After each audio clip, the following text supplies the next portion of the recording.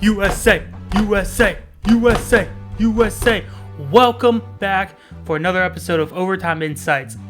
I am still riled up after that victory. That was just so amazing to see that the United States can dominate the way they did against their rivals, Canada. It was a good one.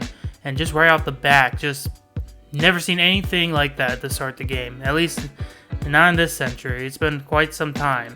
You've seen fights start the game before, yes, but 3 fights within 9 seconds? Oh, it was a good one. And just an absolute best way to put your stamp on who is the best nation, the best and complete team, offensively, defensively, and goalie. The United States have proven they are the best. So let's get into this. Now, if you watched my earlier video on Sweden and Finland, I talked about the history of their rivalry. So it's only fair I do it with this one too. The US and Canada hockey rivalry is one of the sport's most intense and historic competitions, spanning over a century and encompassing men's, women's, and junior levels. Hockey emerged in 19th century Canada, heavily influenced by indigenous stick games and European sports like field hockey. Early Canadian teams dominated cross-border amateur matches. In the first international clash, Canada defeated the US 2-0 in their first official matchup at the 1920 Antwerp Olympics, part of a 50-year Canadian gold medal drought reversal. Then NHL expansion happened. The 1925 Boston Bruins became the first US-based NHL team, but Canadian players' stars remained central to the league's identity. And if we fast forward to 1996, we got the US upsetting Canada at 5-2 in the Montreal Finals. It was the first US best-on-best victory, which reignited their rivalry.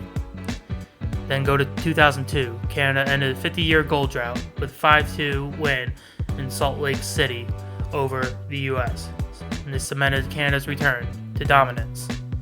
Then go to 2010, Sidney Crosby's golden goal overtime winner in Vancouver. Alright, so let's get back to this game. And like I mentioned earlier, this start was fire. Just, whew, you got so pumped up watching this. I mean, you just glued to it, just been riled up. Matthew Tkachuk and Brandon Hagel dropping the gloves to start the game. Just, whew. Both got in good punches too. And the Bell Centre was rocking. Then that fight was over. Now Brady Tkachuk says, okay, my turn. Goes after Sam Bennett. They fight. Place is still rocking. And we're like, alright, we're going to play some hockey. 6-7 seconds of play, game stops. JT Miller and Colton Parayko drops the gloves, and they throw haymakers at one another. Now, after this first period, Brady Tkachuk was asked if this was organic. He claims, yeah, it was, but knowing them, I think they knew they were gonna start a fight to start it. They didn't know who. I don't think they knew who they were gonna fight, but I think they had it in their minds. Hey, we're gonna set the tone. We're gonna start some fights, and they got everyone pumped. Just what an opening for a game like this. With a game of this magnitude, the rivalry is very much on fire. But as for the rest of the first period, of course, the greatest right now of our generation, Connor McDavid, opens the scoring at 14:29 with a dazzling backhanded shot. And they're showing the replays of it. They're showing his speed. He's going 22, 23 miles an hour. You're not stopping him. Even the best goalie in hockey, Connor Hellebuyck, he's not stopping Connor McDavid. Nobody is. Just a very gifted player. But that lead didn't last long, as Jake Guentzel ties the game at 9:45, capitalizing on a feed from Jack Eichel. Weak goal by Jordan Binnington, but it's good that Jake Guentzel capitalized on that. So, good for him. And then we got the second period happening. Still tight game. Up until at 6:27, Dylan Larkin scored the goal-ahead goal off a Canadian turnover assisted by Matt Boldy. The U.S. limited Canada's offense despite heavy pressure, with both teams tied at 18 shots through 2 periods.